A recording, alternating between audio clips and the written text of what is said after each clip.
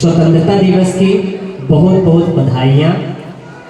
साथ ही अब हम प्रभु श्री कृष्ण को याद करेंगे। जैसा कि कल भगवान कृष्ण का जन्मोत्सव है, जन्माष्टमी पर्व है।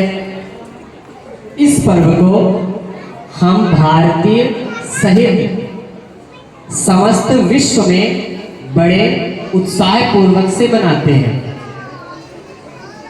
छोटी सी कथा भगवान श्री कृष्ण के बारे में हम सुनेंगे, आज जानेंगे। भगवान श्री कृष्ण इस धरा में, इस पृथ्वी में अवतार लिए मनुष्य रूप लेकर के।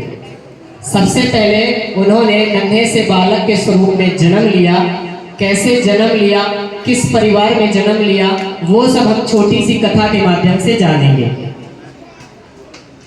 एक कथा है श्रीमद् भागवत महाकथा में कि मथुरा में राजा थे उग्रसेन। उनके दो संतान हुए, एक देवकी और एक कंस। ये आपस में दोनों भाई बहन थे, बड़ा प्रेम था। धीरे धीरे देवकी विवाह के योग्य हो गई।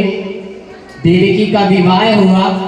विवाह के समय आकाशवाणी हुई और आकाशवाणी में बताया गया कि कंस, तुम्हारा अत्याचार इस धरती पर बढ़ चुका है। इसी कारण से तुम्हारी बहन के गर्भ से तुम्हारे शत्रु भगवान विष्णु कृष्ण रूप में जन्मेंगे। आकाशवाणी ने बताया कि वह 8वां गर्भ तुम्हारी बहन के ही यहां से जन्मेगा और तुम्हारा काल बनेगा। कंस ने आकाशवाणी सुनी, बहुत क्रोधित हुआ। जितना अपनी बहन से प्रेम करता था उतनी वह नफरत करने लगा और शीघ्र ही उसने अपनी बहन देवकी को और जो विवाह अवसर में देवकी के पति चुने गए थे वसुदेव, उन दोनों को जाकर के कारागार में बंद कर दिया। इसके बाद अति क्रोधित था। अब जो भी देवकी की संतान होती उस संतान को कंस मार देता था। धीरे धीरे 8वीं संतान का नंबर आया भगवान कृष्ण का। भगवान कृष्ण ने लीला रची। जेल में कैद थे, कारागार में कैद थे कृष्ण, वो देवकी और वसुदेव। भगवान कृष्ण का प्राकोत्सव हुआ, जन्मोत्सव हुआ। जैसा कि अभी चल रहा है, भादव का महीना था, अष्टमी तिथि थी, रोहिणी नक्षत्र था और अर्धरात्रि में, आधी रात में भगवान कृष्ण ने माया स्वरूप में जन्म लिया। और भगवान कृष्ण सारे जो सैनिक थे, वहां जो द्वारपाल थे, सबको माया से मोहित कर दिया। सबके सब शयन करने लगे, शांत हो गए और भगवान कृष्ण को वसुदेव एक टोकरी या सूप में लेकर के यमुना नदी पार करके गोकुल लेकर के चले गए। उनका मानना था कि नवजात बालक है। कृष्ण ने 7 बच्चों को मार दिया था जन्म लेते ही, ये 8वां बालक बच जाए। भगवान कृष्ण भी इस माया के स्वरूप वसुदेव के माध्यम से गोकुल पहुंचे। यशोदा और नंद बाबा के घर में जाकर के उन्होंने अपनी लीला दिखाई, बाल लीला दिखाई। इसके बाद वृंदावन गए, गोकुल, नंदगांव, इन्होंने भगवान ने यहाँ पर लीला दिखाई। पूतना राक्षसी को मारा, तृणावर्त को मारा, सकटासुर को मारा। वृंदावन गए, कालिय नाग को मारा।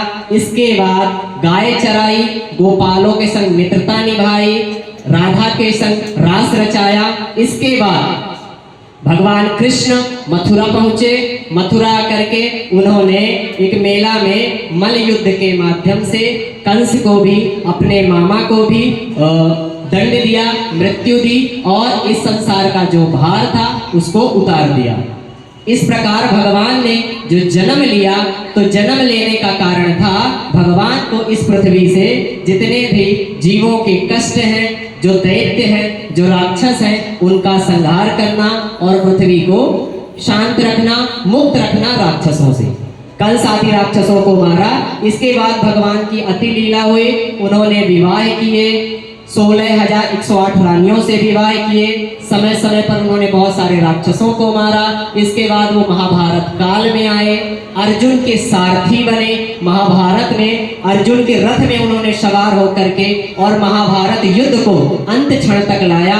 भीष्म का ज्ञान प्राप्त किया, भीष्म का ज्ञान दिलवाया और अंतिम में उन्हें एक श्राप लगा था उनके परिवार को। तो जैसे उन्होंने अपने यादव कुल को आगे बढ़ाया, अंतिम में उन्होंने एक जरा नामक पहेलिया के द्वारा माया करवाई। एक शिकारी आया और उसने भगवान के चरणों के जो नाखून थे उनको ये समझा कि ये कोई हिरण के नेत्र है, तो उसने एक बाण मारा और वह बाण जा करके भगवान के चरण में चुभ गया और भगवान ने माया करते हुए इस धराधाम से वो स्वर्गलोक को चले गए। इस प्रकार एक छोटी सी कथा थी। भगवान का जन्म लेने का यही शुभ अवसर था जो कल होने वाला है। कल हम सब अपने घरों में, मंदिरों में, तीर्थ स्थलों में